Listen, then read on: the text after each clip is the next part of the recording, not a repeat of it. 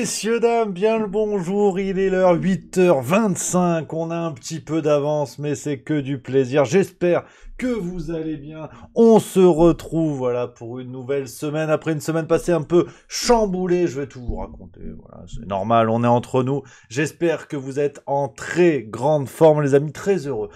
Vraiment, hein, sincèrement heureux de vous retrouver pour... Voilà, on repart sur une semaine absolument zinzin, dans un rythme effréné, vraiment, tout va à volo, faut le dire. Et puis, d'ailleurs, on commence en folie. Merci à Zarazavich qui vient de sub, c'est le quatrième mois. Merci à Mena77 également, quatrième mois qui a sub.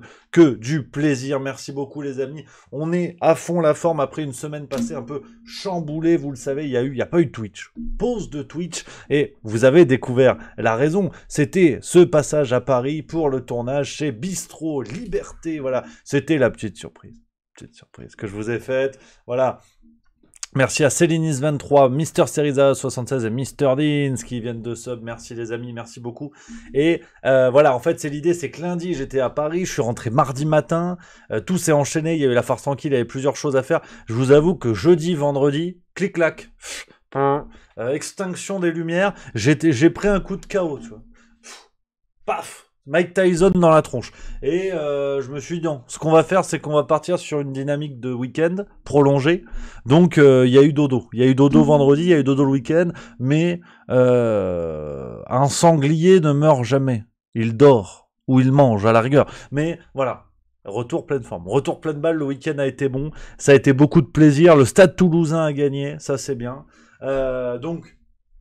On revient à fond la forme les amis, donc cette fameuse vidéo lundi dernier chez TV Liberté, j'espère que ça vous a plu, j'étais vraiment content de faire ça parce que c'est le cœur de Juste Milieu, vous le savez, d'aller partout, de porter la discussion, le débat de partout. Bien évidemment, je suis ouvert à toutes les invitations de tous les médias, la question ne se pose pas, mais je le dis quand même, demain Usul m'invite, Mediapart ou n'importe qui, en fait j'y vais volontiers, avec grand plaisir, parce que c'est le but du jeu. Là en l'occurrence c'est TV Liberté, bon voilà, c'est comme ça, qu'est-ce que tu veux que je te dise. En plus ça m'a permis de rencontrer les tauliers du genre, André Berkoff, Alexis Poulain, Greg Tabibian, Didier Maisto, Eric Morillo, que j'avais déjà vu sur Les Incorrectibles, qui m'avait gentiment invité, donc que du plaisir. Merci à Rimini83 qui vient de sub, merci beaucoup. Alors, il y a Chris NDL dans le chat avant de commencer, sur la matinale, parce qu'on est quand même là pour ça, qui dit même BFM, oui, bien sûr, surtout BFM d'ailleurs, surtout BFM. Ouais. Bah ouais, parce que là, faut remettre les pendules à l'heure, ça ne vous aura pas échappé. C'est le gros sujet du moment, je sais pas si on va en parler dans les journaux du jour, on va regarder ça. Les journaux du jour, tu vois, commence à un rythme effréné pour dire des conneries. Très clairement, c'est le gros sujet. Vous avez peut-être suivi cette affaire-là avec la représentante de Pfizer en charge des marchés internationaux, donc des négociations sur les marchés internationaux, qui a reconnu devant la Commission européenne, qui a reconnu que les vaccins, que Pfizer n'avait jamais évalué l'efficacité des vaccins sur la transmission, en lien avec le Covid-19, bien entendu. Alors depuis, c'est un raz-de-marée. Is it a raz of marest? Tout le monde en parle de tous les côtés, avec, on va dire, le clan des anti-covidistes. J'aime pas trop les cases à la con, mais ça va aller plus vite. Le clan des anti-covidistes qui disent « on vous l'avait bien dit », et le clan des covidistes qui dit « non, on n'avait pas exactement dit ça ». Mais, juste au milieu, à chausser ses lunettes d'inspecteur. Parce que je prépare une vidéo qui sortira demain, normalement ça va le faire, c'est calé, ça sortira demain soir, cette vidéo, on va parler un peu de cette actualité-là, mais on va essayer de remettre l'église au centre du village. Parce que tout le monde m'énerve, de tous les côtés en fait. Libération comme Divisio, Philippot et compagnie, que j'apprécie bien évidemment. Mais tout le monde m'énerve, parce que intellectuellement, il y a de la mauvaise foi de partout, voilà. Je te divulgage un petit peu la vidéo, mais tu vas comprendre l'idée, on va remonter tout ça ensemble. Ça sortira demain 18h, si tout se passe bien. Merci à Soldona qui vient de subprime, c'est le 4e mois, que du plaisir. Mais bonjour à tout le monde, en fait, les amis. C'est vrai qu'on s'est pas vu depuis une semaine, vous m'avez manqué, je le dis, voilà. J'ai un cœur derrière cette carapace, voilà.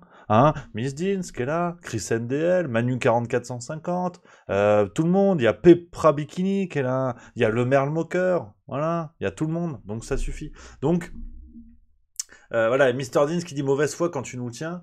Non, mais c'est un raisonnement à la con. En plus, je vous fais du suspense. La vidéo, je reviendrai sur d'autres choses. Hein. Je pense qu'elle sera assez longue. Donc, mais c'est un élément de réflexion. Si vous suivez juste milieu, vous savez que de toute façon, c'est ce que je vous dis depuis le début. Non pas ce qui a été révélé par la dame de Pfizer, mais ce qui est de dire que les gens qui attaquent les complotistes, enfin les jugés, ceux qui jugent complotistes, sont intellectuellement débiles. Intellectuellement, ils sont nuls. Ils sont niveau zéro parce que quand on dit, je sais pas, au tout début, rappelez-vous, quand on disait le vaccin n'est pas efficace. D'un côté, il y avait ceux qu'on appelle les anticovidistes qui disaient ouais, mais en fait, il n'y a pas d'études et compagnie, donc ça prouve pas l'efficacité. Et en face, tu avais ceux qui disaient oui, mais en fait, il n'y a pas d'études, mais si on le distribue, c'est que c'est efficace, c'est qu'on sait ce qu'on fait. Donc, en fait, des deux côtés, tu avais des argumentations qui s'opposaient sur la même base. De preuves en fait. Personne n'avait les études, c'était d'ailleurs tout le problème. Mais donc tout le monde arrivait à des conclusions différentes. Puis les uns disaient vous êtes complotistes, les autres vous disaient covidistes et ainsi de suite. Et sauf que le niveau de preuve faisant, aujourd'hui on a quelqu'un de Pfizer qui le reconnaît. C'est pas pour autant qu'on avait raison a priori en fait. On peut pas avoir raison a priori intellectuellement, c'est absurde. C'est comme si je vous disais comme si je vous dis, pardon, le 14 décembre, il va neiger. Alors j'ai un faisceau d'indices qui prouverait qu'effectivement le 14 décembre, il peut neiger, parce qu'on est en hiver et compagnie. Maintenant, s'il neige le 14 décembre, c'est pas que j'ai eu raison le 17 octobre. C'est que, on va dire, mon pronostic c'est révélé bon, c'est révélé juste. Mais j'avais pas raison a priori. Je pouvais pas être sûr et certain. C'est toujours cette question du doute. Et pendant toute la période du Covid, c'est ce que j'ai essayé de vous dire, tu vois. Ah oui. C'est ce que j'essayais de vous dire, tu vois, que finalement, d'un côté comme de l'autre, il fallait vraiment s'appuyer sur les éléments les plus factuels possibles, sans jamais conclure, parce que la conclusion, c'était tout le problème. C'est ce qui faisait que certaines personnes reprochaient aux autres d'être complotistes ou je sais pas quoi, tu vois. Et c'est ça le problème, c'est que ce débat qui a été explosif, aujourd'hui, on est en train de le reprendre dans la gueule, parce que tout le monde veut défendre le fait qu'il avait raison. Check News, alors eux, pour le coup, effectivement, ce sont factuellement des guignols, parce qu'ils se raccrochent aux branches en ayant écrit l'inverse, mais qu'importe. D'ailleurs, on est en train d'assister à un truc marrant, c'est que Check News, petit à petit, semble être détaché de Libération. Libération se dit, bon, voilà, hein, les vérificateurs de l'information, ils sont en train de se casser les dents. Finalement, Check News, c'est un truc un peu à part entière. Mais bon, bref. Mais je trouve que, intellectuellement, je trouve pas ça très sérieux.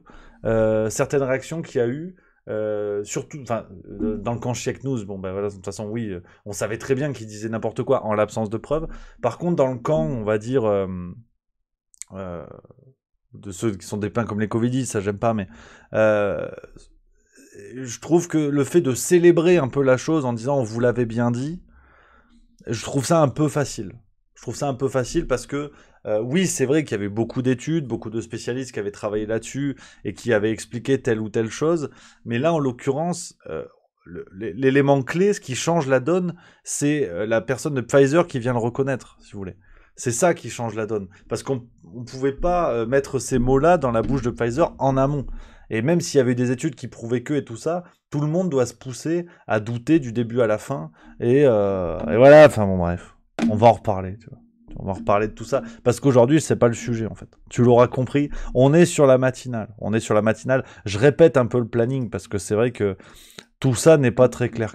J'avoue que c'est vrai que... Non, mais on papote un peu. C'est vrai que ça vous fait papoter dans le chat. Il y a... Seb76600 qui dit arrête Rémi, t'as vu comment certains ont été dangereux avec les injections et violents dans les mots. Mais bien évidemment, ça j'en conviens. Mais on est d'accord, ça on est pleinement d'accord, mais c'est pas le sujet.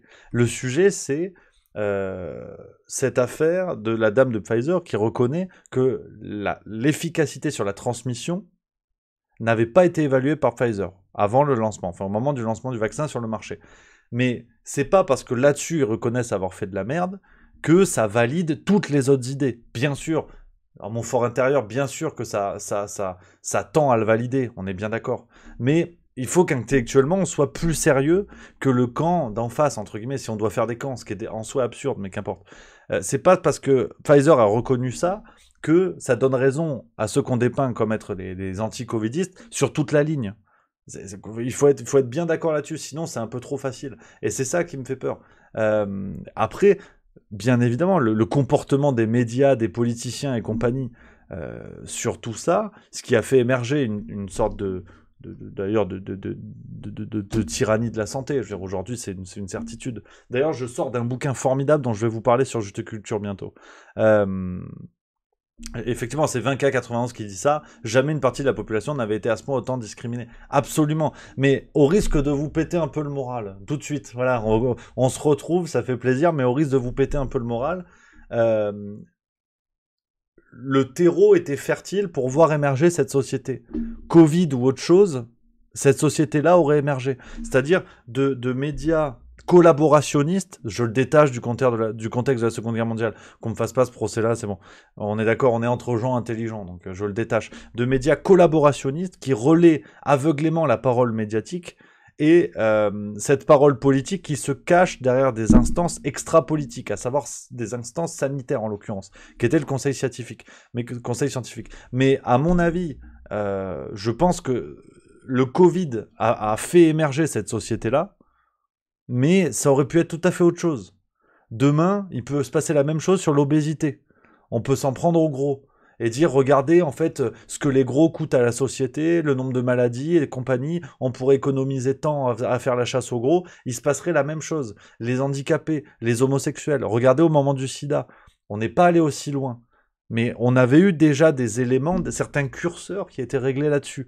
Donc, soyons bien d'accord sur le fait que, pour moi, tout cela n'est pas lié au Covid, d'une certaine manière. Le Covid a rendu possible une construction de société qui émerge depuis presque le XVIIIe siècle, avec le libéralisme politique et philosophique qui, petit à petit, s'est enraciné et fait que, c'est la fameuse phrase, je crois que c'est Churchill qui avait dit « La démocratie est le pire des régimes à l'exception de tous les autres », ben, aujourd'hui, nous sommes là-dedans. Nous sommes dans une société qui cherche le moins pire des fonctionnements. Donc on est là-dedans, Et le Covid, d'une certaine manière, n'a fait que, on va dire, lever le rideau sur tous ces éléments qui étaient en place. Donc, je pense que ce procès qu'on fait aux médias, qu'il faut faire, et c'est pour ça que comptez sur moi pour pas les lâcher, hein, avec délicatesse et tout ça, mais eux aussi ont perdu leur pari. Les fact-checkers à la con et compagnie sont en train de se péter les dents. Personne ne peut détenir la vérité sur un événement qui est en train de se passer. Je le dis depuis le début, d'ailleurs moi et beaucoup d'autres gens encore plus sérieux que moi, mais je veux dire, soyons sérieux, ils sont en train de se péter les dents. Et le pire, c'est qu'ils font exactement pareil avec l'Ukraine, et ça dérange personne. Et dans 6 mois, dans 1 an, dans 2 ans, on dira, mais vous avez dit des conneries. Ah oui, oui, oui, absolument. Mais pas exactement sur ce point, parce que la ville de Kiev existe, tu vois. Ah bon, donc voilà où on en est. Enfin, bon bref, c'est la matinale, tu vois. Je suis heureux de vous retrouver, et là, bam. Vous me lancez, paf, je pars, tu vois. Donc, on va y aller. On va aller sur la matinale. C'est, voilà, vous le savez, aujourd'hui, on fait les journaux. On va faire la presse internationale et la presse nationale. On fera la presse régionale en fin de semaine, mercredi, pardon, à la prochaine matinale, parce qu'il y a beaucoup de choses qui se passent en ce moment dans la presse nationale. On va parler de l'affaire Lola. Je vais revenir là-dessus parce que gros instant grognon sur ce drame absolu. On va parler de les grèves qu'il y a eu et compagnie. Donc, on attaque avec la presse internationale, les amis. Hop, ça marche. Et on commence avec nos amis anglais, hein, la Grande-Bretagne, qui est un peu dans la... C'est la tulasse. Hein. C'est la tulasse du côté de la Grande-Bretagne. Parce que vous le savez, hein, Liz Truss a succédé à Boris Johnson, donc au poste de première ministre en l'occurrence, de Grande-Bretagne, toujours issue du parti conservateur. Elle avait nommé à la tête, en gros, de tout le pognon, quoi, le pognon de la Grande-Bretagne. Elle avait nommé un certain Kwasi Kwarteng, qui était, bon, le mec qui était dépeint comme une tronche, qui a fait les meilleures écoles, qui a réussi à lire un livre entier de Marlène Schiappa en comprenant tout, enfin vraiment un QI absolu. Et sauf qu'ils ont présenté un budget, hein, parce que bon, c'est la tuile aussi en Grande-Bretagne. Hein. Ils ont présenté un budget, c'était une cata terrible, bordel. Cata terrible avec en plus des mesures, notamment des réductions d'imposition sur les plus riches, enfin des trucs qui forcément, alors que le contexte social était déjà explosif, n'ont fait qu'aggraver les choses. Donc Kwasi Kwarteng s'est fait dégager. Hein. Salut l'artiste, merci à toi. Et c'est quand même encore plus le bordel du côté de la Grande-Bretagne, avec aujourd'hui la question qui se pose que Liz Truss puisse dégager de son poste. Ce qui serait un des mandats les plus courts, je pense, au poste de Premier ministre en Grande-Bretagne. Il n'est plus exclu qu'elle soit dégagée parce que c'est une catastrophe. Ah, elle est nulle. Enfin, je sais pas si elle est nulle, mais en tout cas, pour l'instant, ce qu'elle fait, c'est pas terrible. Donc, voilà un petit peu ce qui se dit là-dessus. On a quoi d'autre en une du Times avec Liverpool qui a battu Manchester City. Gros week-end de sport. Avec, bien sûr, il y a eu le PSG Marseille, on en reparlera à la fin. Il y a eu le derby, le Classico, en Espagne. Barcelone-Real, Real-Barcelone en l'occurrence. Il y a eu beaucoup de choses. Mais bon, dans les médias, on s'en branle. On en reparlera à la fin. Avec le Times qui nous dit également un vaccine for cancer by 2030. Covid pioneers say. Ouais. Ouais, alors merci à Badger Killer déjà, qui vient de sub. Merci à toi, ça fait 6 mois. Merci mon Badger Killer. Et c'est vrai que là... c'est fou, alors que tout est en train de péter, que les révélations se multiplient semaine après semaine. On apprend, tu vois, c'est qui? C'est BioNTech. BioNTech, ils vont se pencher maintenant sur les vaccins ARN messager contre les cancers, tu vois. Après tout, de toute façon, juridiquement, on a bien compris qu'on pourrait pas grand-chose. Ouais. Ça, pour le coup, on n'a pas attendu 2 ans pour... Enfin, c'était renseigné très vite parce que les contrats étaient caviardés. On les a jamais lus, les contrats, en fait. Non, parce que la dernière fois, j'ai reçu un mail, très gentil d'ailleurs, d'une dame qui suit juste mieux, que je remercie. Alors bravo à un terrien qui va offrir un sub à GG Titan 12, ça c'est bien joué. Merci mon interrien. Et une dame qui me dit oui Rémi, faudrait que tu remontes tout ce qui s'est passé depuis le début du Covid. Alors là j'ai mis mes lunettes, 2 minutes. J'ai ouvert le grimoire du Covid, j'ai dit oui mais madame, là j'en ai pour 8 ans de travail là. Parce que c'est vrai que la mémoire de poisson rouge que nous avons tous, êtres humains, fait que on oublie tout. Mais heureusement qu'on oublie, parce que c'est vrai qu'on oublie par exemple que les contrats qui avaient été signés entre l'Union Européenne et Pfizer-BioNTech et plusieurs fabricants de vaccins avaient été caviardés, que même les députés européens eux-mêmes ont eu le droit de consulter les contrats dans des conditions où ils pouvaient pas emporter de téléphone, pas de quoi prendre des notes, enfin des trucs lunarissimes. Et tout ce qu'on a... En fait, heureusement qu'on a oublié tout ça. Parce que sinon, on devient fou, en fait. On devient complètement fou. Déjà que je suis à la limite de la folie, là, c'était le truc en plus. Donc, derrière, je finis par chanter du Patrick Fiori nu, place de la Comédie à Montpellier. Donc, personne ne veut ça. La France ne veut pas ça. Donc, voilà. Merci à Interrien qui vient d'offrir un autre abonnement à Chris NDL. C'est joli, c'est beau, c'est un beau jour. Donc, c'est vrai que... aujourd'hui, on assiste à tout ça, quoi. On assiste à tout ça et j'attends de voir, je suis curieux de voir comment ils vont s'en sortir, quoi. Parce que c'est vrai que ça fait beaucoup, ça fait beaucoup. Mais il n'y a plus de compte à rendre, ça va, c'est bon. Donc voilà un petit peu ce qui se dit du côté du Times. On va aller voir en Espagne maintenant El País, c'est forcément El Clásico, avec el Real de Madrid qui s'est imposé 3-1 contre Barcelone. Ça m'embête, parce que j'aime bien Barcelone. Je suis quasiment catalan. De toute façon, c'est ce que disent mes amis de moi. Ils me disent Rémi, c'est une crème catalane. Et donc voilà un match, il y a eu du football, avec Karim Benzema. Karim Benzema, ce soir c'est la remise du Ballon d'Or, donc plus haute récompense dans le milieu du football, et il est en bonne place. Peut-être que Karim Benzema va gagner le Ballon d'Or, on va voir un peu ce qui se dit. Sinon, on a quoi? Tu vois, en Espagne, ils ont les mêmes problèmes. C'est ce qui est intéressant. Tu vas en Espagne, t'apprends que el éxodo de unos de 18 000 médicos en 10 años lastrará la sanidad. 18 000 médecins qui se tirent en 10 ans à partir d'Espagne. Donc, tu vois, c'est fou parce que en haut, t'écris Le Monde ou Le Figaro, je sais pas quoi, c'est pareil. C'est exactement pareil.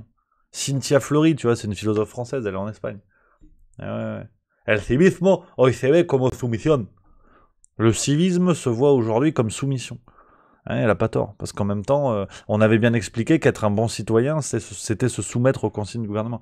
Et elle a raison, Cynthia Fleury. J'aimerais bien lire ce truc, cette interview, cette entrevue. Merci à Justameg, qui vient de sub, c'est le 2e mois, ça c'est beau, c'est sympa, c'est le plaisir, c'est la camaraderie. Donc, sinon on a quoi ouais, c'est toujours bon, bah, un peu les classiques, hein, c'est fou, hein. C'est fou quand même. Ouais.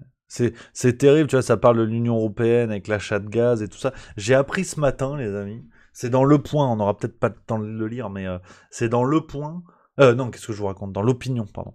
Dans l'Opinion, je lisais ça ce matin, tu vois, j'avais ma petite infusion, menthe poivrée, jus de citron. Non, mais j'essaie de faire super attention à mon corps. Je pense qu'il y a tellement de choses autour de nous. Les pesticides, le sucre, Gérard Larcher, enfin il y a plein de trucs vraiment. Si tu fais pas gaffe, ça peut super mal finir, quoi. Ouais, ouais, ouais. Donc c'est mon petit moment à moi le matin. Je suis dans ma bulle. Il y a le monde qui se réveille, les oiseaux qui chantent. Enfin, ouais, c'est mon petit moment. Ouais. Et du coup, dans l'opinion, parce que je vais pas faire ça 8 heures non plus, dans l'opinion, il te disait que les États-Unis, pardon, les États-Unis vendent leur gaz 4 fois moins cher aux industriels américains. Donc aux grandes entreprises de l'industrie américaine, c'est 4 fois moins cher par rapport à ce qu'ils le vendent à l'Union Européenne. Parce qu'avec ces conneries, alors, hasard ou pas hasard, hein, ça moi après je sais pas. Les États-Unis sont devenus premier exportateur de gaz naturel liquéfié, fameux GNL. C'est fou quand même. Merci à Volderine666 qui vient de subprime, c'est le 2e mois, merci beaucoup. C'est vrai que les États-Unis, c'est fou quoi. Hein. Depuis le début de la crise en Ukraine, ce sont clairement les grands gagnants de cette affaire. Ah, il y a quasiment pas un pan de l'économie où eux, ils se cassent pas la gueule. Alors qu'en Europe, bon, laisse tomber. Hein. C'est le bingo à tous les coups. Tu touches un truc, il n'y a plus rien qui tient. Mais les États-Unis, ça va. C'est fou. Hein. C'est fou. Hein. C'est vrai que ça colle bien, quoi. Je suis pas un expert en géopolitique. Hein. Je suis pas une brute. Hein. Mais à chaque fois qu'il y a un conflit, on va dire au XXe siècle, il y a quand même une certaine majorité des conflits entraînés dans le monde, hein, Yougoslavie, Afghanistan, Irak, Vietnam, où t'as quand même des États-Unis dans le coup. Hein. Moi, je sais pas. Hein. Mais c'est bon, bah, hasard, Balthazar après. Hein. Après, je sais pas. Donc, ça, c'était pour El País. On a quoi sinon du côté du New York Times, hein, voilà. Young Lives Undead Violently, 2 adolescentes tuées en Iran, effectivement, ça continue en Iran, la révolution en Iran, qui continue avec plus de 200 morts à l'heure actuelle, hein, d'après plusieurs ONG, donc la répression est terrible en Iran, avec voilà, un mouvement qui prend de l'ampleur et qui, espérons, trouvera une issue pour épargner le plus de vies possible, mais on ne sait pas encore vraiment comment tout cela va se terminer. On parle de Liz Truss, hein, du côté de New York Times, qu'on est aux États-Unis, on parle de Liz Truss, comme je vous disais tout à l'heure. Et sinon, on a quoi ouais, ça, je sais pas ce que c'est, donc je vais pas me risquer dans une traduction approximative. On va aller du côté de l'Italie, tiens, nos amis italiens. Par exemple, on va se faire El Corriere della Sera. Ouais, j'ai mangé des spaghettis samedi soir, donc il y a des notions. Et bon, bah forcément, ça s'installe hein, doucement en Italie. Bon, vous avez suivi ça, on en a parlé. Avec l'arrivée de Giorgia Meloni, enfin de la coalition de centre-droit en Italie, menée par Giorgia Meloni, donc leader d'extrême droite, avec notamment Berlusconi à ses côtés, hein, le retour de Berlusconi. Ça aussi, c'est intéressant. Un jour, faudra qu'on en parle quand même, parce que Berlusconi, Silvio de son prénom, l'affaire, tu sais, les Bunga Bunga, tu vois, les soirées complètement délirantes avec des prostituées, certaines mineures d'ailleurs, Berlusconi qui baignait dans un milieu, notamment le milieu des top modèles, avec des noms qui reviennent de près ou de loin, avec des relations plus ou moins proches, mais on parle de Jean-Luc Brunel, on parle d'Epstein, on parle une fois de plus de gens comme ça. Berlusconi revient, ça ne dérange personne, hein. C'est assez passionnant quand même. C'est assez passionnant, c'est que c'était l'ennemi numéro un quand il y a eu ces affaires des Bunga Bunga, fallait qu'il quitte le pouvoir en Italie parce qu'effectivement sa politique prenait un tournant un peu droitiste. Aujourd'hui, il revient. C'est allé si loin que je ne sais pas si vous avez suivi ce dossier. Le M6 de la chaîne M6 devait être vendu. Aujourd'hui, l'actuel propriétaire de la chaîne M6, c'est un groupe allemand qui s'appelle Bertelsmann. Au départ, il devait y avoir une fusion avec TF1, qui ne s'est pas faite vraiment dans les derniers moments. Et il y a 3 propositions de rachat à l'heure actuelle, c'est en cours de négociation, dont une qui émane de la part de Xavier Niel, que vous connaissez, donc le patron de Free et compagnie, proche d'Emmanuel Macron et compagnie, lui-même condamné d'ailleurs pour des affaires un peu sordides il y a 30-40 ans, et qui a fait alliance avec le groupe de médias de Berlusconi pour le rachat de M6. Ça dérange personne, tout va bien. Berlusconi, le mec démontait des prostituées dans des trucs sordides. Il y avait des gens, il y avait des femmes qui étaient déguisées en nonnes et tout ça, enfin, mais des trucs absurdes. C'est dans un bouquin récent d'ailleurs que j'ai relu des choses comme ça. Ça s'appelle Les chasseurs de la nuit, que je vous dise pas de bêtises. Attends. Non, c'est La Nuit des Chasseurs, pardon. La Nuit des Chasseurs de Baptiste je veux pas écorcher son nom, Manzinali. C'est l'Italie, bah voilà, en fait, vous l'avez sous les yeux, c'est ça. La Nuit des Chasseurs, c'est un bouquin formidable qui traite en fait de la question du monde du mannequinat. Voilà, hein, des années 1970 à aujourd'hui, abus et scandales dans l'industrie du mannequinat, c'est le sous-titre. Livre formidable, La Nuit des Chasseurs, Baptiste Manzinali, au Cherche Midi. Et forcément, bon, bah, très vite, ça invite la question de la pédocriminalité, on y revient souvent. Et un livre formidable où on parle notamment hein, de Silvio Berlusconi et ce qu'il pouvait faire dans ces soirées Bunga Bunga où on croisait énormément de mannequins. Donc un ouvrage, voilà, un ouvrage très intéressant. Donc on parlait de ça du côté de l'Italie avec Mélanie. Et puis voilà, sinon t'as le... Ah oui, hein, le congrès, 20e congrès du parti communiste en Chine. Hein. Là, c'est la grosse fiesta. Enfin bon, c'est la grosse fiesta. Tu vois la photo, tu sens que ça finit pas en chenille quand même. Hein. Ouais, là, ça se serre la pince au dodo. Parce que c'est vrai que ça a pas l'air d'être la fête quand même. Mais bon, c'est quand même voilà, c'est le grand moment du Parti communiste en Chine. Donc à voir hein, quels seront un peu l'issue de tout ça, en sachant que Xi Jinping, hein, je baille, putain, pourtant j'ai un café, suis-je pas un bel héros Xi Jinping, le grand taulier du Parti communiste, l'espèce de Fabien Roussel chinois en fait, a dit que lui, ça va. Il a fait le bilan, il avait préparé un PowerPoint et tout, il a dit ça va. C'est bon, la politique Covid, nickel, on est bien, on est bien.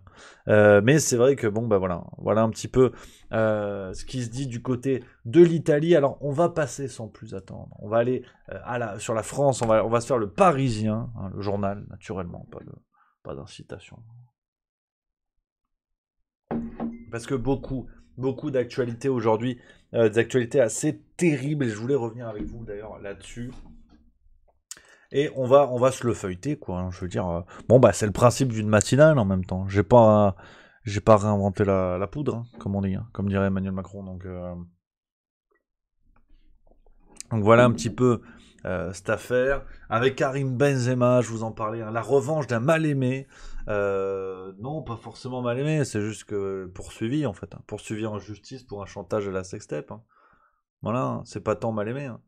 C'est là où ils sont forts. Enfin, là, il y a quand même un petit jeu médiatique. Tu vois. C'est bien, il marque des buts, c'est un super joueur, je dis pas la question. Mais c'est pas une question d'être mal aimé quand t'as été poursuivi par la justice, tu vois.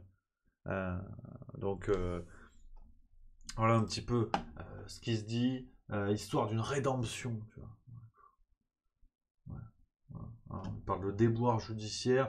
Par contre, alors là-dessus, je découvre avec vous, je l'ai pas lu le Parisien ce matin, les jours de matinale, je vous révèle un peu les coulisses. Le matin, je me lève, je lis les journaux, mais les jours de matinale, je lis pas les journaux que je lis avec vous. Comme ça, je découvre. Puis si je dois vomir, je vomis en direct. Et là, c'est vrai qu'on n'est pas loin quand même. Benjamin Biolay, écrire une chanson sur lui, pourquoi pas? Alors, je veux bien que Karim Benzema ait été poursuivi par la justice. D'accord. Je veux bien qu'il ait fait des choses pas bien. mais il mérite pas non plus ça, quoi. Non, non, non, non, non. Dans la vie, on peut faire des bêtises, on peut être condamné, mais une chanson de Benjamin Biolay, non. Non, non. Ah, faut pas déconner. Attends, non, ça va. Il a purgé sa peine, ce monsieur Benzema. Donc, ça, une chanson de Benjamin Biolay, faut le respecter quand même. Il est réinséré dans la vie civile désormais. Donc, pas de sanctions aussi graves, aussi lourdes et pesantes pour l'état psychologique de mon client. Voilà, maître milieu. Merci. La parole est à la défense. Et il est attaquant. Ouais, bon, faut suivre le foot. Donc voilà, voilà un petit peu. Alors c'est vrai que c'est ce soir, hein, le Ballon d'Or. Ce soir c'est le Ballon d'Or. On verra s'il va gagner. C'est très bien maintenant. Bon, si vous voulez ma position. Bon, déjà, si, mais c'est pas la question. C'est très bien, bon, il marque des buts et compagnie. Mais c'est vrai que... ouais, tu vois, il a été condamné. J'ai pris des pincettes parce que j'étais pas sûr de ça. Si, il a été condamné. Ah, on est d'accord. L'image du natif de Lyon relève à cette époque en France de celle d'un caïd, d'un délinquant, des propos utilisés dans la presse ou par des responsables politiques n'ayant jamais réussi à se couper de proches jugés infréquentables depuis son adolescence à Bron. Pour certains, il est ce gamin de banlieue qui ne chante pas la Marseillaise, un hymne qu'il juge trop va-t-en-guerre. En novembre 2015, quelques heures avant d'être mis en examen pour complicité tentative de chantage et participation à une association de malfaiteurs dans le cadre de l'affaire de la sextape contre Mathieu Valbuena, il est filmé menotté, capuche sur la tête, sortant d'un van noir avant d'être présenté à un juge d'instruction. Pas vraiment l'idée que le public se fait d'un joueur de foot. En novembre 2021, Karim Benzema a été condamné à 1 an de prison avec sursis et 75 000 euros d'amende et 80 000 euros de dommages et intérêts à verser à Mathieu Valbuena. Aujourd'hui, pourtant, tout semble oublié. Si vous voulez, enfin... C'est quand aujourd'hui... Non mais attention les amis, je vois dans le chat tout le monde s'emballe, qu'on parle du ministre de la Justice et compagnie. Non, attention. On va prendre les problèmes un par un. Faisons pas des raccourcis qui n'ont rien à voir. Alors oui, ça pour le coup, ce qui est vrai, c'est qu'à un moment donné, Dupond-Moretti a défendu Benzema. Ça, c'est vrai. Maintenant, c'est plus le cas, depuis qu'il est ministre de la Justice. Mais bon, on peut pas comparer non plus des délires comme ça. Enfin, quand on parle de Sarkozy, non, les gars, on va s'y tenir. Là, on parle de Benzema. C'est bien, c'est un super joueur. Mais bon... faut quand même se rappeler cette affaire que quand il avait déclaré, parce qu'il n'était pas en équipe de France, Didier Deschamps a cédé à une frange raciste de la France. Voilà, je sais pas si c'est lui, c'est communicant, je sais pas quoi, mais dans le milieu du foot, tu vois, ils sont sympas, mais il y a quand même une fâcheuse tolérance à pardon, enfin, pas un pardon, on n'est pas dans la religion, mais on va dire à réouvrir la porte à des gens qui ont dit des dingueries comme ça, tu vois. Mais Benzema, comme Adrien Rabiot, par exemple, qui avait refusé sa sélection, c'était la précédente Coupe du Monde, c'était en 2018, si je dis pas de conneries. Adrien Rabiot était sélectionné sur la liste des réservistes en cas de blessure ou d'abandon d'un autre, et il avait refusé. Pour moi, il revient jamais en équipe de France derrière. Bon, après, c'est un débat. C'est vrai qu'il y en a beaucoup qui en ont rien à foutre, j'en conviens. Mais ouais, le monde du foot m'énerve. Voilà, je le dis, c'est mon petit coup de gueule. Qu'est-ce que je te dise? Bon, on enchaîne parce que ce qui suit est pas plus détendant. Je sais pas si on dit d'ailleurs détendant, mais je le dis quand même. Opération déminage avant une semaine qui s'annonce explosive. Elisabeth Borne était sur TF1 hier, confrontée à la crise des carburants et avant une journée de grève. Elisabeth Borne a annoncé ce dimanche la prolongation de la ristourne de 0,30 centimes à la pompe. Voilà, elle était là pour déminer. Bon, c'est de la com de crise. C'est pas parce que tu vas balancer une bouteille d'eau sur un incendie qui va s'éteindre. Ouais. Non. Non, non. J'ai essayé, non. Non, non. Là, c'est un peu pareil. Je veux dire, bon. Puis cette danse du ventre des médias m'énerve, les amis. Je vous l'ai dit, ça fait plusieurs semaines qu'on en parle. Cette danse du ventre m'énerve parce que les médias entretiennent un suspense tout pourri sur l'utilisation du 49.3, alors que désormais c'est une évidence. On va vers un conflit social de plus en plus explosif, d'autant que en face, l'opposition, malheureux... Marine Le Pen, Mélenchon, ils vont manger dans la farce tranquille, je vous le dis. Ah, c'est un buffet illimité. Là, c'est les grands buffets de Narbonne. Ah, ils vont manger chaud, j'en peux plus, là. J'en peux plus. Mélenchon, bon, on va peut-être en parler dans la suite de ce journal, il fait une manif. Statistiquement, c'est un échec. Et maintenant, il reparle de Front Populaire, tu sais plus pourquoi. il reparle le Front Populaire. Enfin, il voulait être président, il voulait être Premier ministre. Maintenant, il veut être Jean Jaurès. Enfin, on comprend plus rien. On comprend plus rien de ce qu'il fait. Il utilise les méthodes des syndicats. Enfin, c'est absurde. C'est absurdissime en voulant en plus s'attribuer le mérite de ce mouvement social, mais qui n'a rien à voir avec lui. Enfin bon, bref. Et Marine Le Pen en face, alors elle parle de la stérilisation des chats. Alors mais c'est pas une vanne. C'est vraiment pas une vanne. Elle parle de la stérilisation des chats. Bon, alors, parce qu'on lui pose la question, voilà, sur BFM TV hier soir. Elle est favorable à une obligation de stérilisation des chats. Mais voilà. Et par contre, elle a dit qu'a priori, les députés RN ne voteraient pas la motion de censure si elle était déposée par la NUPES. Donc voilà, la guignolerie continue. J'ai vu passer un message de Montbignan qui dit 140 000 personnes à Paris, c'est un échec vraiment. Alors, les chiffres diffèrent. 140 000, c'est ce qui a été donné par la France Insoumise. La police, c'est 30 000. Et t'as eu une sorte d'agent, je sais pas quoi, qui a compté. Enfin, en tout cas, d'après le Figaro de ce matin, on était autour de 50-60 000. Je sais pas exactement, je les ai pas comptés moi-même. Après, on imagine bien que, comme c'est la vanne de Coluche, quoi, 100 000 d'après les syndicats, 12 d'après la police. Il y a un juste milieu. Voilà. Alors, je prends le juste milieu, et statistiquement, on devrait être autour de 60-70 000, je sais pas. Après, puis même 140 000 en soi. Je veux dire, quand il a utilisé toutes les ficelles possibles pour essayer de rameuter les gens, jusqu'à parler de marche contre la faim, à évoquer des figures de la révolution, enfin, je veux dire, à vouloir abattre la misère. Je veux dire, il a tellement dit de conneries pour rameuter le plus possible que oui, je pense que c'est un échec. Enfin, au vu du déploiement médiatique qu'il y a eu, c'est un échec, d'autant plus, on y reviendra sûrement dans le Parisien, d'autant plus que le but de la France Insoumise, c'est mon avis, hein, le but de la France Insoumise n'est absolument pas de venir défendre l'intérêt des Français qui subissent de plein fouet l'inflation, les pénuries et autres. Parce que sinon, ils se seraient alliés depuis longtemps avec les autres partis, RN y compris, pour venir lutter. Le but est d'allumer un contre-feu, histoire qu'on ne parle plus de l'affaire Quatennens et compagnie. Alors, qu'on arrête de dire des conneries. Il faut quand même regarder les choses en face. Cette marche contre la faim, contre la grève, contre je sais pas quoi, ils en ont fait des tonnes parce que pendant ce temps, on parlait pas des affaires du parti. Donc, on peut quand même rappeler ça. Voilà, je le dis parce que au bout d'un moment, ça, faut pas me prendre pour un haricot plat. Donc, sinon, t'as le patron de Total, un patron au cœur de la crise. En pleine grève des raffineries, Patrick Pouyanné, à la tête de Total Energy, s'est retrouvé sous le feu nourri des critiques. Ouais, peut-être, hein. Peut-être. Tu vois, voilà. Mélenchon rêve d'un nouveau front populaire. Voilà. On va se lire l'article du Parisien. Alors, Montbignan qui dit Rémi, nous en reparlerons mardi soir, mais les partis politiques ne sont plus que des outils pour leurs leaders, rien de plus. C'est pour cela, entre autres, que les Français ne vont plus voter. Qu'est-ce qui se passe mardi soir, Montbignan? Pourquoi on en reparlera mardi soir?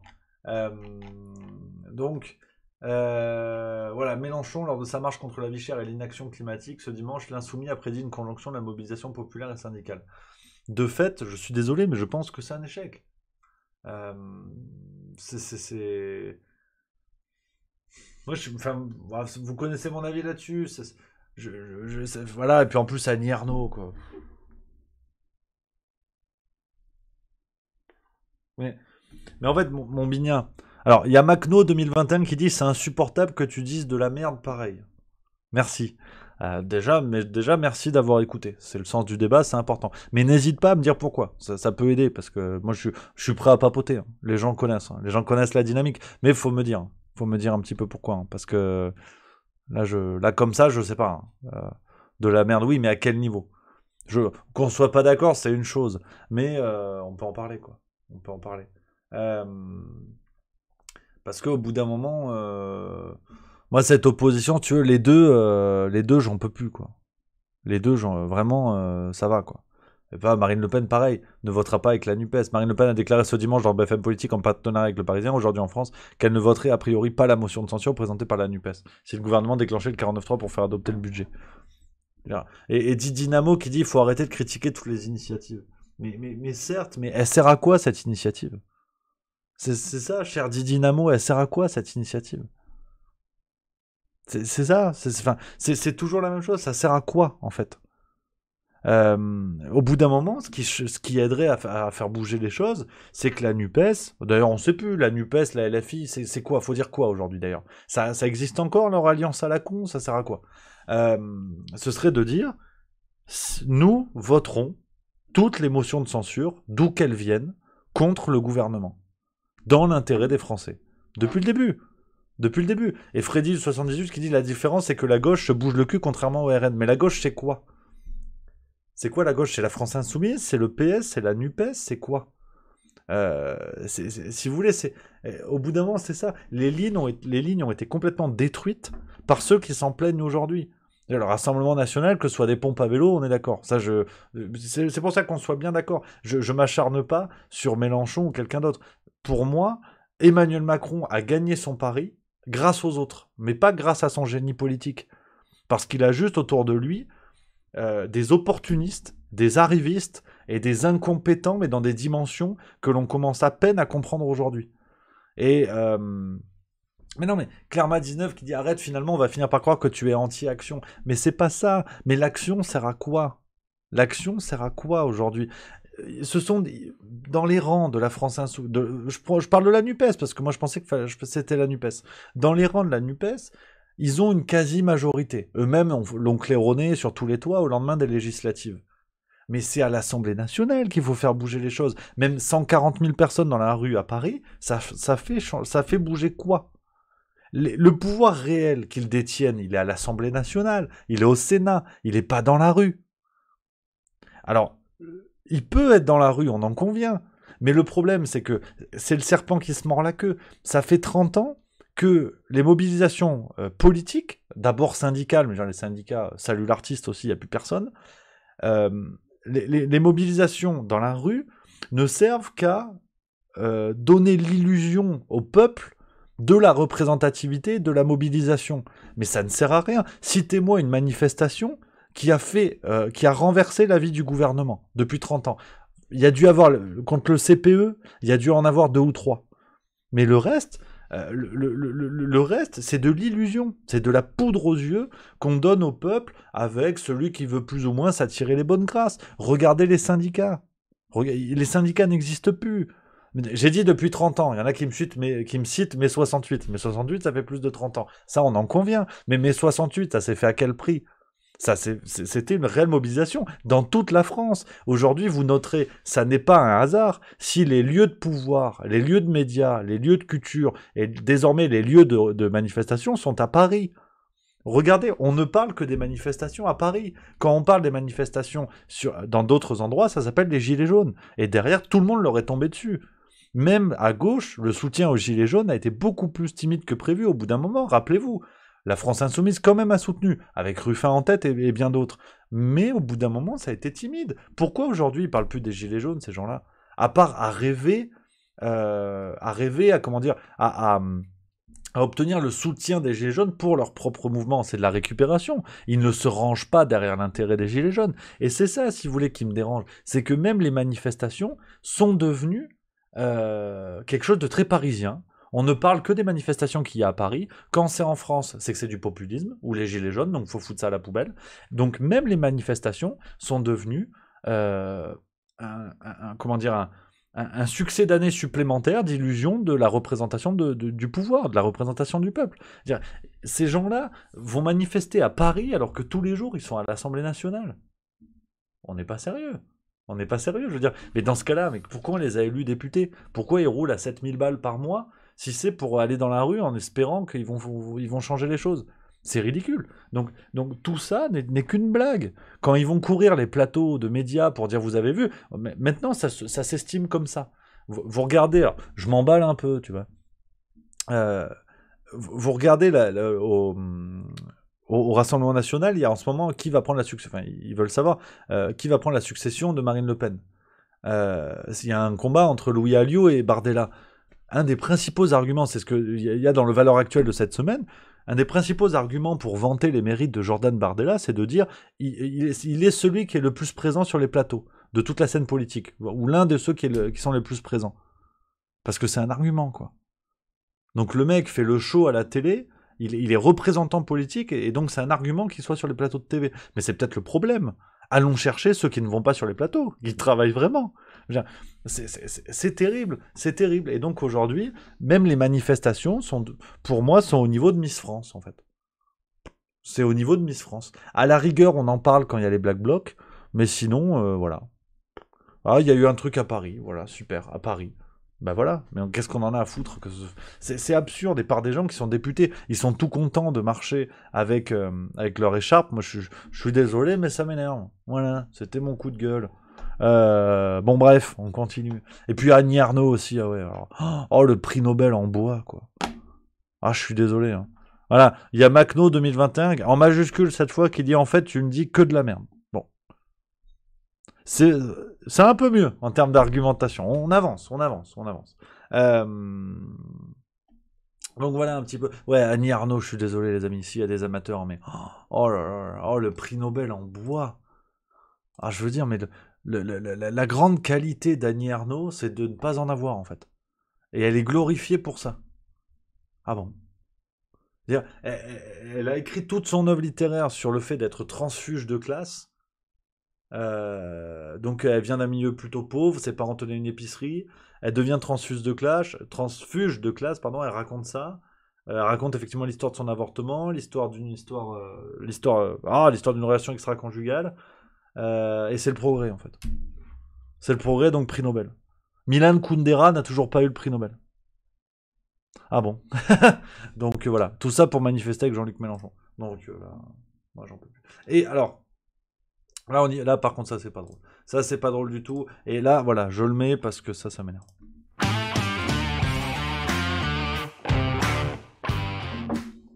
C'est l'instant grognon. C'est l'instant grognon sur cette affaire que vous avez peut-être suivi, les amis.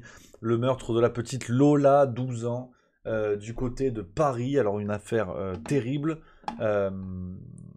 Vraiment une affaire mais sordidissime. Sur cette jeune fille qui a été assassinée dans des conditions terribles, retrouvée dans une valise, enfin quelque chose d'absolument horrible. Dans une histoire, voilà, elle devait rentrer de l'école.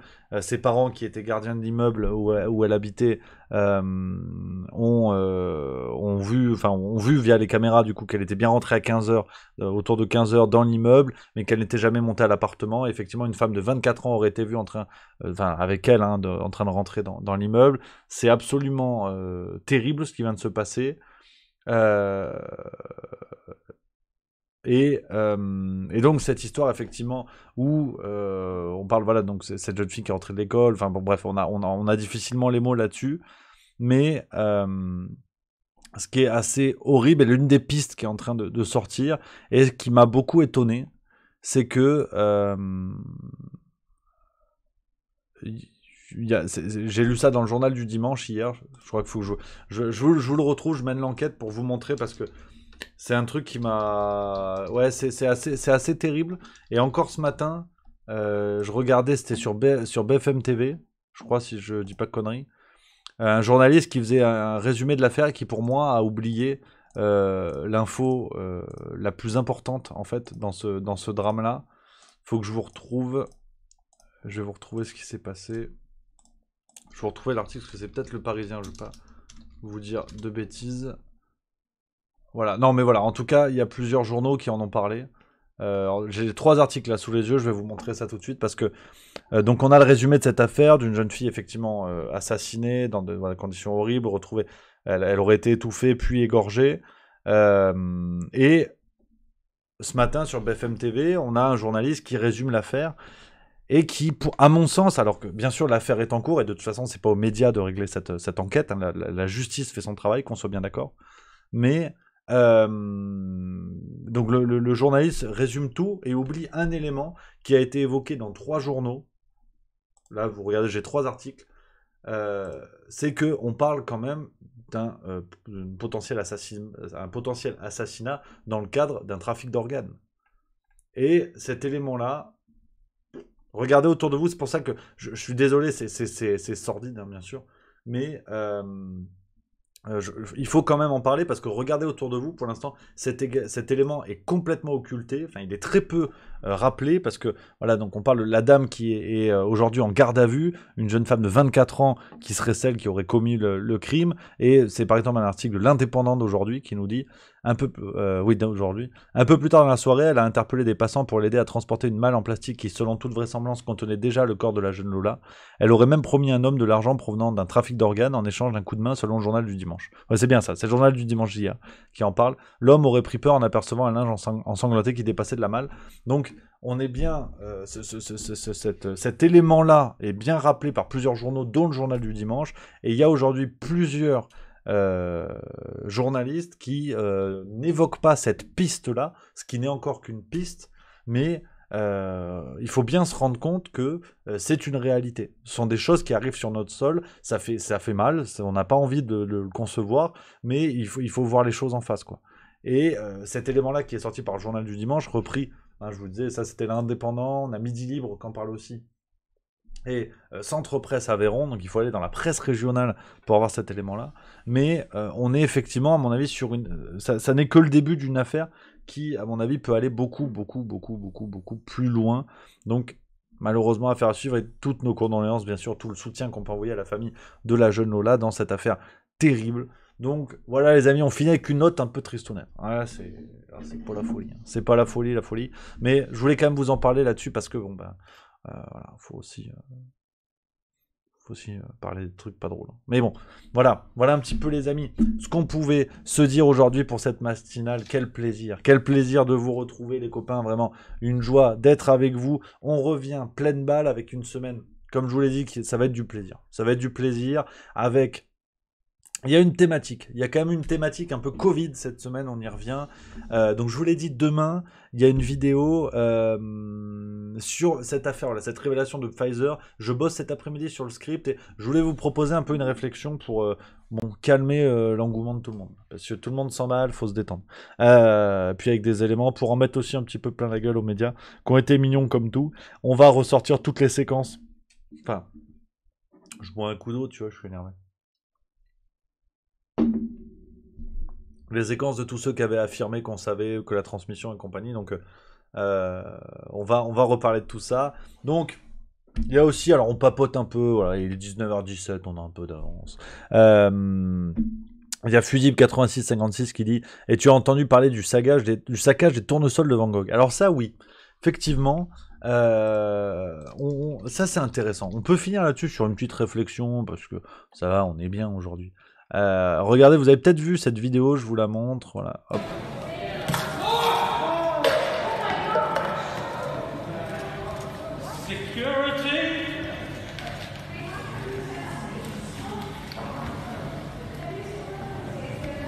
Voilà, donc deux activistes, cheveux roses, tout ce que tu veux, qui ont foutu de la soupe à la tomate sur un tableau de l'ami Van Gogh, celui qu'on appelle.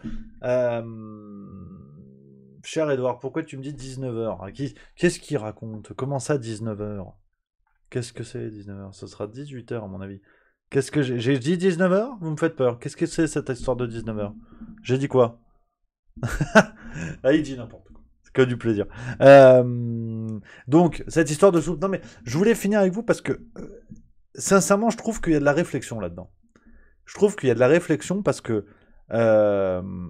Ah, j'ai dit il est 19h17. Ah, pardon, désolé. Ah, t'avais raison, Edouard, à la régie. Bien joué. Il est 9h17. Ah, c'est le décalage horaire. Tu sais, moi, je suis un petit peu un globetrotter. Lundi à Stockholm, mardi à Mulhouse. J'ai pas peur de voyager. Je suis un citoyen du monde. Non, sur cette histoire de soupe, on fait quelques petites réflexions. On papote, je voulais voir un peu ce que vous en pensez là-dessus. Parce que, alors, oui, on peut condamner le geste. Effectivement, niveau 1, on peut condamner le geste. On fout pas de la soupe sur un tableau. Maintenant, niveau 2. Niveau 2, il y a cette réflexion qui est portée par ces activistes, j'imagine activistes écolos, qui est de dire, est-ce qu'on préfère préserver l'art ou est-ce qu'on préfère préserver la planète? Je pense qu'il y a un niveau de réflexion qu'il ne faut pas rejeter. C'est d'ailleurs un peu dans le même ordre d'idée que la fin du mois avant la fin du monde. On a ce deuxième niveau de réflexion. Et il y a le troisième niveau de réflexion que je voulais pousser avec vous, parce que condamner le geste et s'arrêter là, c'est un peu fastoche. Avec en plus, voilà, tout l'emballage, de dire, voilà, c'est les écolos, cheveux roses, donc faut se foutre de leur gueule mécaniquement. Je pense qu'on peut pousser le truc un peu plus loin. Et je vais en surprendre quelques-uns. Mais vous inquiétez pas, j'ai des éléments de raisonnement derrière. Je trouve même que c'est bien fait. Je trouve même que ce geste est tout à fait bien fait et bien à sa place. Parce que, bon, alors, Pusher, là, c'est un tableau de Van Gogh. Et vous allez me dire, c'est pas la même période artistique, j'en conviens. Mais, on est d'accord que l'art, dans sa version la plus contemporaine, euh, se glorifie de ce qu'ils appellent désormais les performances. Je veux dire, bon, quand t'as plus de talent, tu fais des trucs à la con. Donc c'est les performances. C'est-à-dire que c'est même plus trop un support pictural ou photographique ou vidéographique ou ce que vous voulez. C'est une performance. Donc c'est quelqu'un, je sais pas, qui va se rouler dans la merde de porc et dire ouais, je dénonce, balance ton porc. Tu vois. J'en sais rien.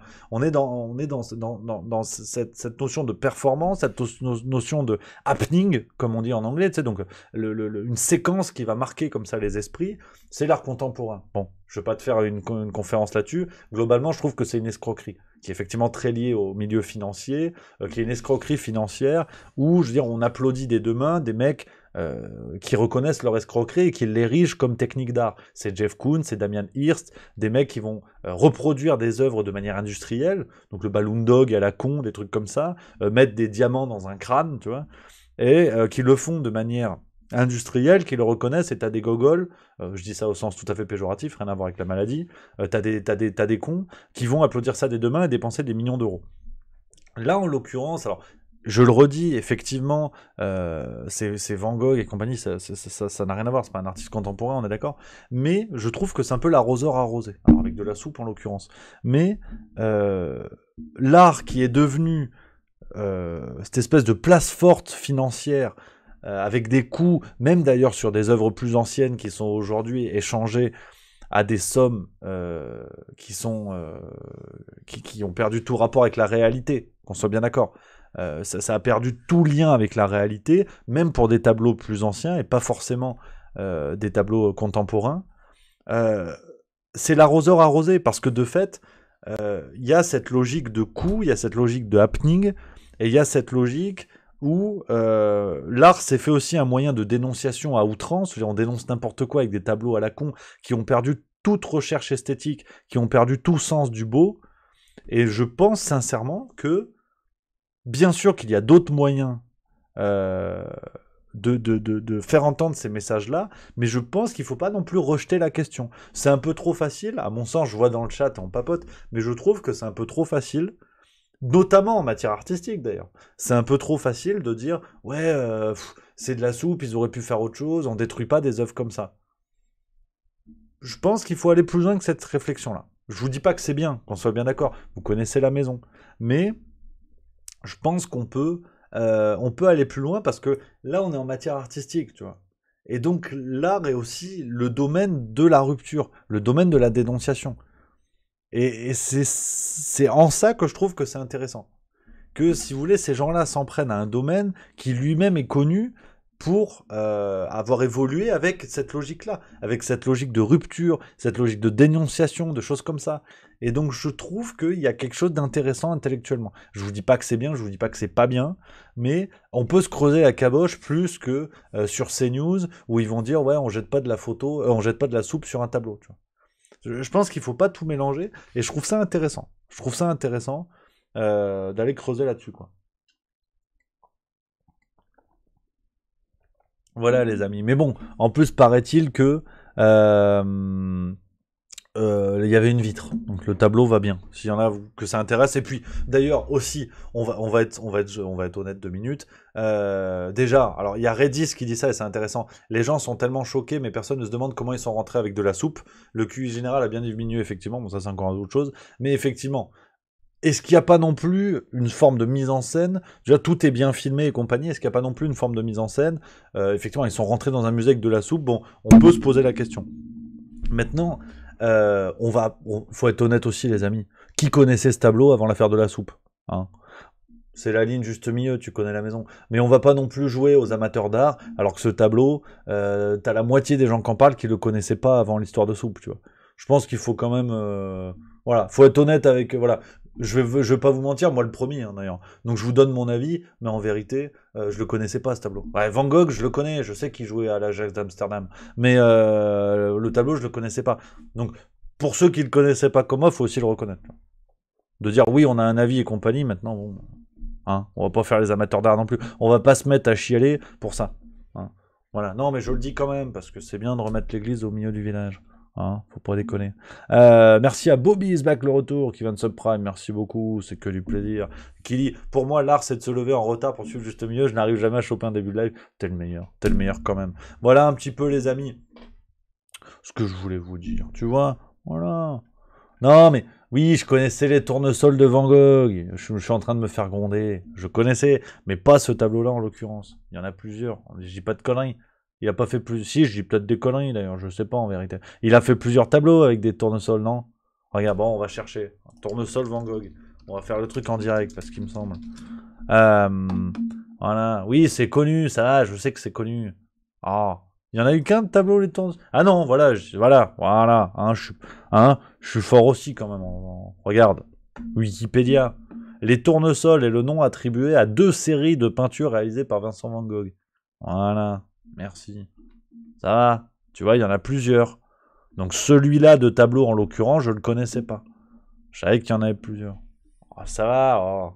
Tu vois, je suis pas le perdreau de l'année non plus. Donc, les amis, on va finir là-dessus. En plus, il y a l'ami Alexis Poulain qui a dû commencer. Donc voilà, c'est l'enchaînement. Merci à vous, les copains. Merci beaucoup d'être. Voilà, on se retrouve à fond. Merci d'être là. On se retrouve à fond. Je vous l'ai dit, rendez-vous demain. Merci à Toine76 qui vient de sub. C'est que du plaisir. Demain, c'est 18h. La vidéo Covid-19. On va remettre un petit peu aussi l'église au centre du village. La farce tranquille, vous le savez. C'est mercredi. Il y a du Juste Culture qui va arriver. Hier, j'ai fini un bouquin formidable, vraiment formidable. C'est comment vous dire ça? C'est un thriller, donc rien à voir, qui a été écrit il y a quelques années. Je sais pas encore comment je vais le présenter parce que je veux pas tout dévoiler. Je veux que vous ayez vraiment le même plaisir que j'ai eu à le lire. C'est simple, je l'ai commencé vendredi soir, je l'ai fini dimanche midi. Et le truc, il fait 500 pages. C'est incroyable, vraiment incroyable. Et c'est une sorte de... C'est le manuel Ikea de la crise du Covid-19. Comment tout ça est possible? Autant au niveau sanitaire que politique, que philosophique et compagnie. Incroyable. Je vous en parlerai, ça s'appelle L'épidémie, je ne me rappelle plus l'auteur, c'est un nom suédois, donc TADA, DN, DT, DS. Je vous en parle. Ce sera sur Juste Culture cette semaine. Donc les amis, Alexis a démarré d'ailleurs. Vous lui ferez un gros bisou de ma part et vous lui direz encore bravo. Je suis allé voir Alexis Poulain à Nyon. Il a fait sa pièce de théâtre formidable, L'homme qui tua Muammar Kadhafi. Vous avez peut-être suivi ça. Excellente idée, une performance de journalisme live avec un agent de la DGSI où il révèle un petit peu tout ce qui s'est passé sur la Libye. Vraiment, si vous avez l'occasion d'aller le voir autour de chez vous, c'est vraiment formidable. Donc, les amis, on est reparti pour une nouvelle semaine. Je vous embrasse, je vous salue. Merci d'être toujours aussi nombreux. Je vous embrasse, je vous dis à très bientôt. Bisous, vive la rigolade et vive la France. C'est fini, regarde, paf, l'écran, il est là.